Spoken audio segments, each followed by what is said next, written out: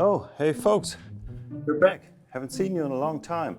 I think it's already 3 months or so since we haven't connected. But I've been working in the shop lately, even though this corona problem has messed us up pretty bad.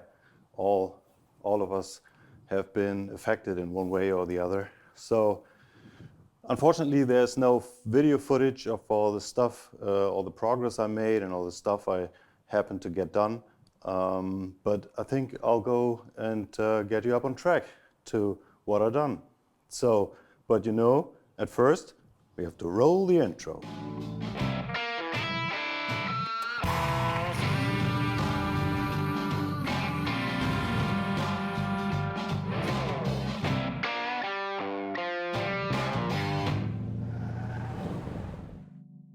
So in the last video you saw us removing the engine and transmission, and if you haven't seen that, by the way, you might look at that one. It was a really good video. And after removing the engine and transmission, we removed all the remaining suspension parts from the front suspension and exchanged them to the no limit wide ride IFS suspension. You might see an additional video of the unboxing in the near future. This involved some massaging the frame, which was unintendedly not mentioned in the instructions, but we did it anyway. It is a really nice piece, as you might see. You also see the wheels, the new wheels, the 20-inch American Racings. And yeah, this is a pretty nice setup, I think, and it is adjustable in every direction you can imagine, and you can adjust the height, the camber, caster, toe in, toe out. Really neat piece. It has a rack and pinion steering system, which will make the steering very precise and very nice to handle, and yeah, it should handle pretty good after we're done with it. We had to cut the fenders to get enough room for the big wheels, and that was a thing where I made a big mistake, I think. I bought some Slosh Tubz inner fenders and actually found out they're too small for this big wheels and this much suspension lowering. You might see the cut up inner fenders, and yeah, it's not cut up enough. So this is what happened in this department. We will modify the firewall with bead rolled panels, and there will be quite some work and will be involved here. So next thing we did was removing all the interior. Sorry folks, I forgot to explain the inner wheel well situation, and after that we go to the interior situation. We had to make room to cover up the 20-inch wheels, so this means cutting up the fender for fitting in the new Slosh Tubz inner fenders, and I found out the hard way that it won't fit. The suspension will come much lower, and so we are in trouble with the wheels and inner fenders.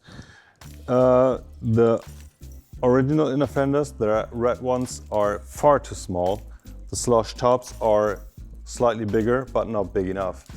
And yeah, cutting up the fender, it hurts. It's an expensive one. And buying inner fenders for cutting up and finding out they won't fit is expensive too, but it is how it is. So now you see it is not all going perfect, but it works. So let's now get to the interior situation.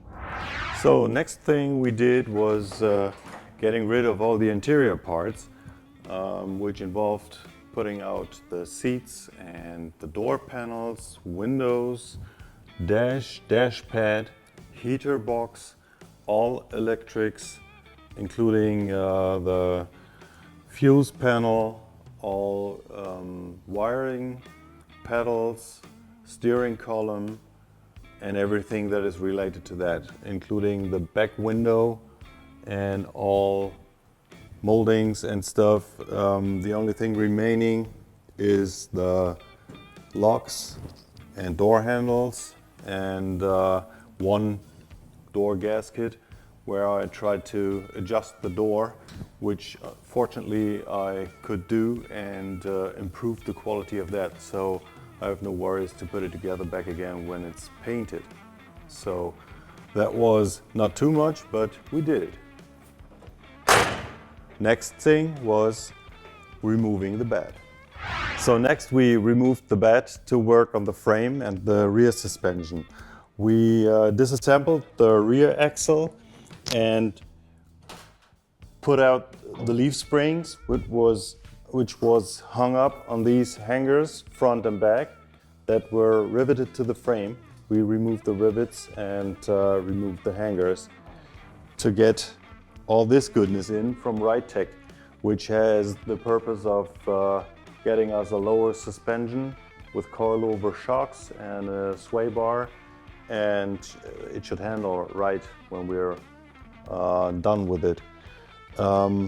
Yeah, we supported the frame on jack stands so it won't move on us when we're cutting and building in it.